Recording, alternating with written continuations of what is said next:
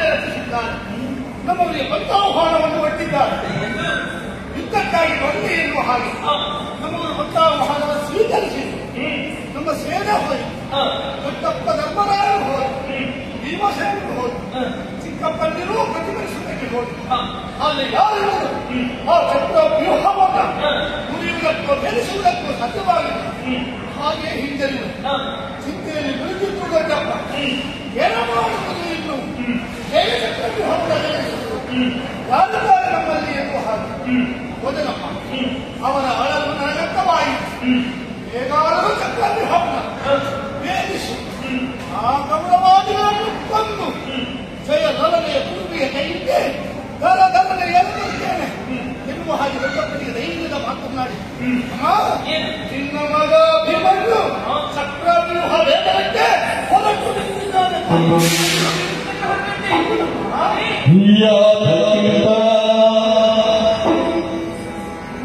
ಬುದ್ಧಿ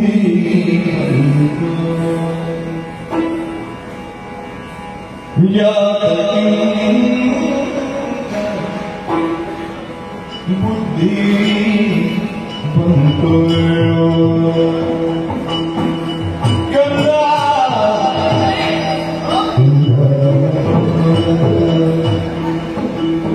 ನಿನಗೆ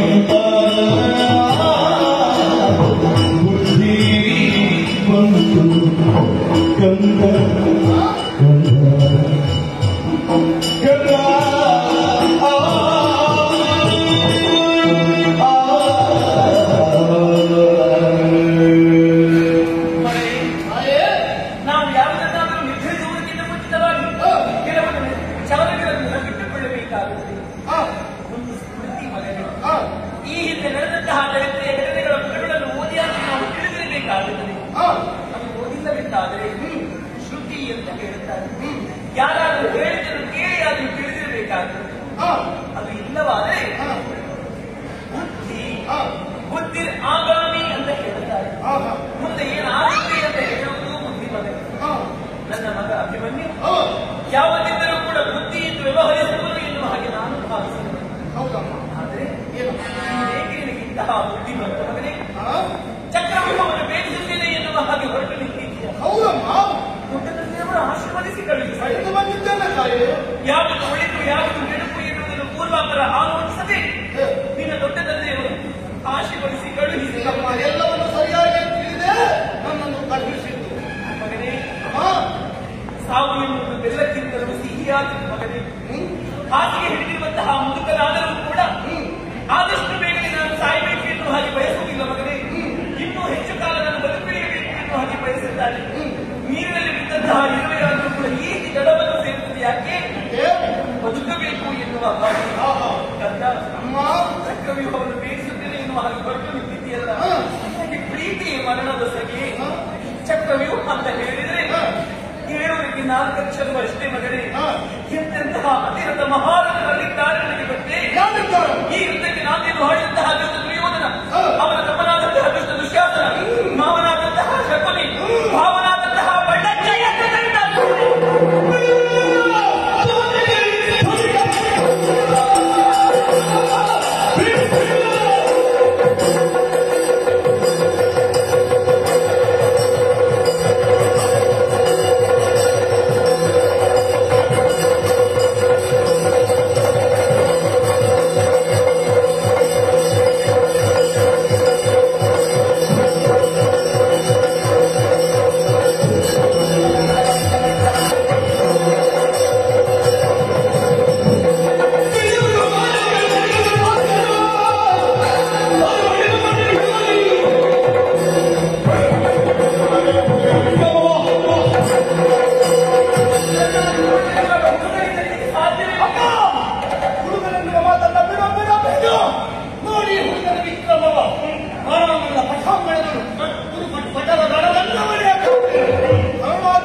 ಕಡಿವೆನು, ಶತ್ರುಗಳ ತಲೆ ಕಡಿವೆನು, ಕೋನ ಮುರಿಯುವೆನು.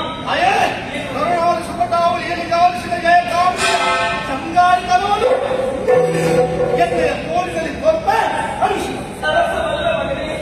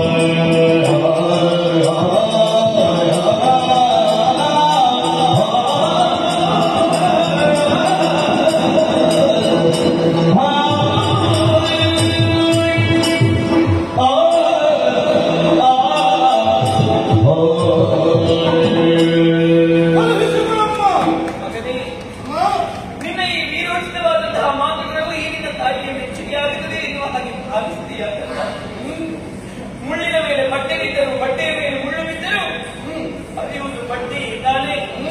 ಮುಳ್ಳಿನೋಪಾದಿಯಲ್ಲಿ ಅವರಿದ್ದಾರೆ, ಬಟ್ಟೆಯೋಪಾದಿಯಲ್ಲಿ ನಾವಿದ್ದೇವೆ ಮಗನೇ. ಅದನ್ನು ನಾವು ಆಲೋಚಿಸಬೇಕಾಗುತ್ತದೆ. ತಲೆಗಟ್ಟಿ ಉಂಟು ಎನ್ನುವ ಹಾಗೆ ಬಟ್ಟೆಗೆ ನಾವು ಚಚ್ಚಿಕೊಂಡ್ರೆ ಓಡಿಯುವುದು ಬಟ್ಟೆ ಎಲ್ಲ ಮಗನೇ ನಮ್ಮ ತಲೆ ಅಲ್ಲ ನಮ್ಮ ರಣಕ್ಷೇತ್ರ ಅಂತ ಹೇಳಿದ್ರೆ ಸರಸದ ಆಟವಲ್ಲ ಮಗನೇ. ಇದನ್ನು ಬರೆದವರು ಯಾರು? ಉಭಯಕುಲ ವಿರೋಧರಾದಂತಹ ದ್ರೋಣಾಚಾರ್ಯರು.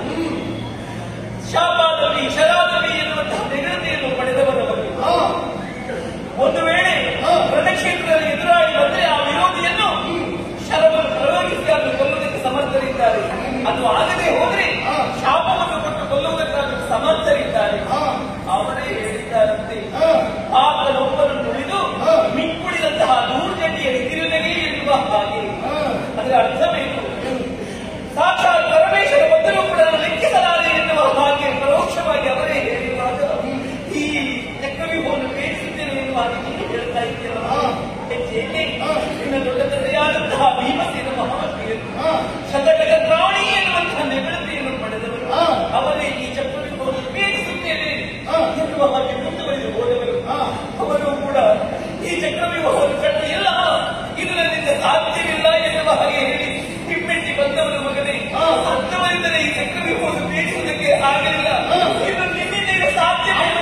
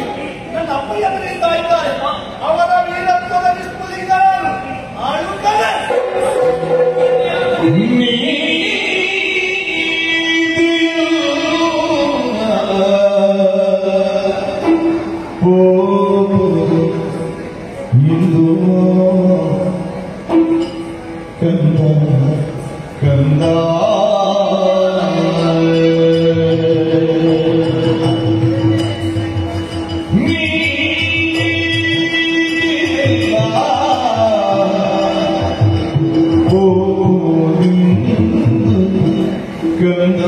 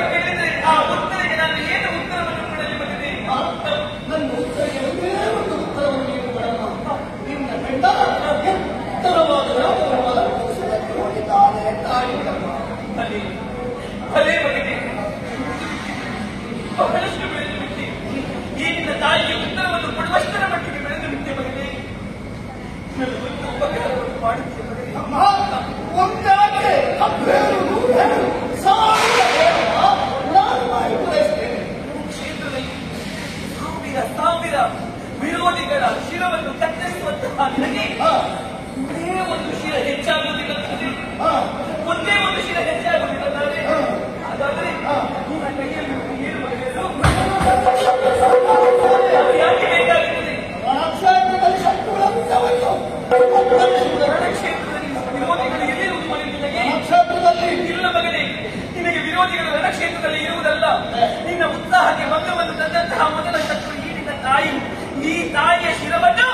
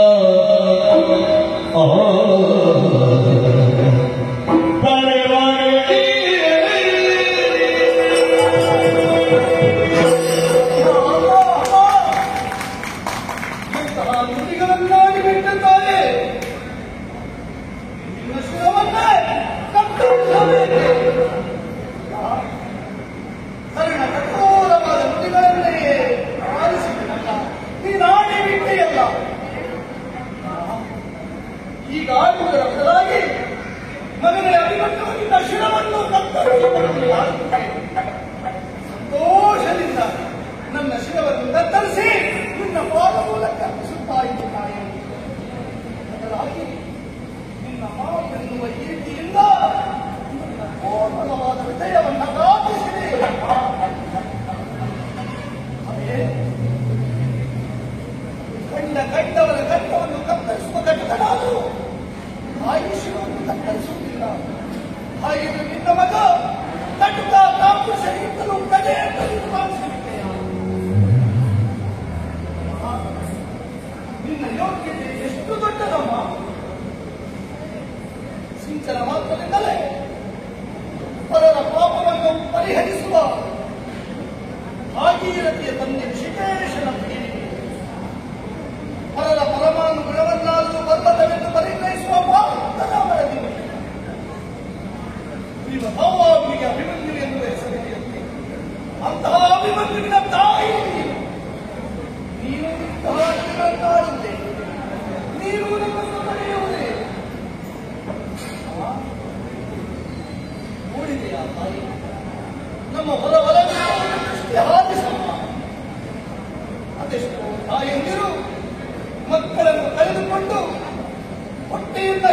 ಕೊಟ್ಟು ಮಗನೇ ಮಗನೇ ಅಂತ ರೋಧಿಸ್ತಾ ಇದ್ದಾರಲ್ಲ. ಮತ್ತೊಂದೆಡೆಯಲ್ಲಿ ಮಾಂಗಲ್ಯವನ್ನು ಕಡಿದು ಬಿಸಾಡಿ ಇನ್ನು ತಿಲಕವನ್ನು ಒರೆಸಿ ಪತಿಯನ್ನು ಕಳೆದುಕೊಂಡ ಹೆಣ್ಣು ಮಕ್ಕಳೆಲ್ಲ ಕಣ್ಣೀರನ್ನು ಸುರಿಸಿ ಮುಂದಾಗುಗತಿಯಿಂದ ಕೂಗುತ್ತಾ ಇದ್ದಾರಮ್ಮ. ಇನ್ನೊಂದೆಡೆಯಲ್ಲಿ ಮುಗ್ಧ ಮಕ್ಕಳು ತಂದೆಯ ಹೆಣದ ಮೇಲೆ ಬಿದ್ದು ಅಪ್ಪ ಅಪ್ಪ ಏನೂ ಅರಿಯದೆ ಕಣ್ಣೀರನ್ನು ಸುರಿಸುತ್ತಾ ಇದ್ದಾರೆ. ಅಕ್ಕಂದಿರು ತಮ್ಮಂದಿರನ್ನು ತಂಗಿಯಂದಿರು ಅಣ್ಣಂದಿರನ್ನು ಕಳಕೊಂಡಿದ್ದಾರೆ. ಹಾಗಿದ್ರೆ ಅವರೆಲ್ಲ ಎಲ್ಲಿ ಹೋದರು? ಅವರೆಲ್ಲ ಈ ಪಾಂಡವರಿಗೆ ಬೇಕಾಗಿ ಪ್ರಾಣವನ್ನು ತೆತ್ತರಲ್ಲವೇ? ಧರ್ಮ ಸಿಂಹಾಸನವನ್ನ ಧರ್ಮಿಷ್ಠನಾದ ಧರ್ಮರಾಯ ಏರಬೇಕು ಎನ್ನುವಂತಹ ಕಾರಣಕ್ಕಾಗಿ ಇವರೆಲ್ಲ ಭಾರತವನ್ನು ಮಾಡಿದ ಮೇಲೆ ಮನೆಯ ಮಗನಾಗಿ ನಾನು ಮನೆಯ ಮೂಲೆಯಲ್ಲಿ ಕುಳಿತುಕೊಳ್ಳುವುದೇ? ಮನೆಯ ಮೂಲೆಯಲ್ಲಿ ಕುಳಿತುಕೊಂಡೇಕಾದ್ರೆ ಎಲ್ಲರೂ ಪದತಟ್ಟಿನಲ್ಲಿ ಯಾರು ವ್ಯಕ್ತಿ ಸಾಧ್ಯ ನಮ್ಮ ಅಂತಹ ಬದುಕೈಯ ಮನುವಿಗೆ ಬೇಕೇನಮ್ಮ? ತಾಯಿ ದೃಷ್ಟಿಯಾಗಿ ಆಲೋಚಿಸಬೇಡ, ಸಮಷ್ಟಿಯಾಗಿ ಆಲೋಚಿಸ. ರಾಸ ಮಾತಿಯಾಗಿ ನೀನು ಆಲೋಚಿಸಮ್ಮ. ಸುರಿವಾ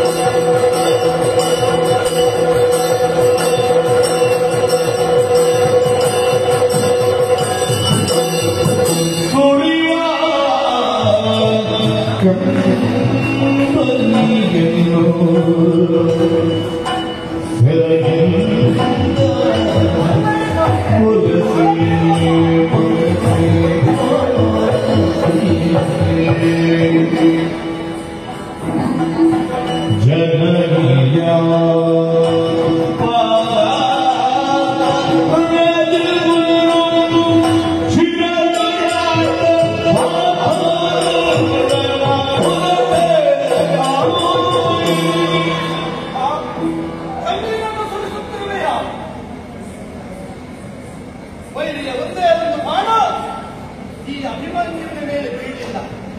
ಒಂದೇ ಒಂದು ಗಾಯ ಆಗಲಿಲ್ಲ, ಒಟ್ಟು ರಕ್ತ ಹರಿಯಲಿಲ್ಲ.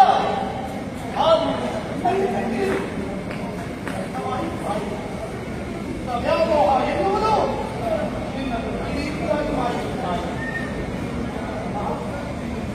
ಯಾಕಮ್ಮ ಈ ರೀತಿಯಾಗಿ ಕಣ್ಣೀರು?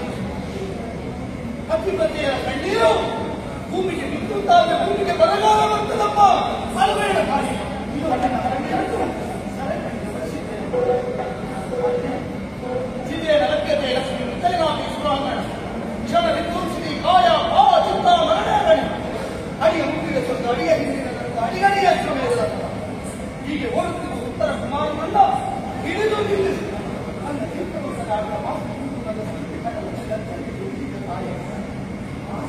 ಅಕರ್ತವ್ಯ ನಕರ್ತವ್ಯ ನಾನೇ ಬೆಟ್ಟಗಟ್ಟೇರದೆ ಕರ್ತವ್ಯ ಕರ್ತವ್ಯ ನಾನೇ ಬೆಟ್ಟಗಟ್ಟೇರದೆ ಮಾಡಬೇಕಾದ ಕೆಲಸಕ್ಕೆ ಪ್ರಾಣ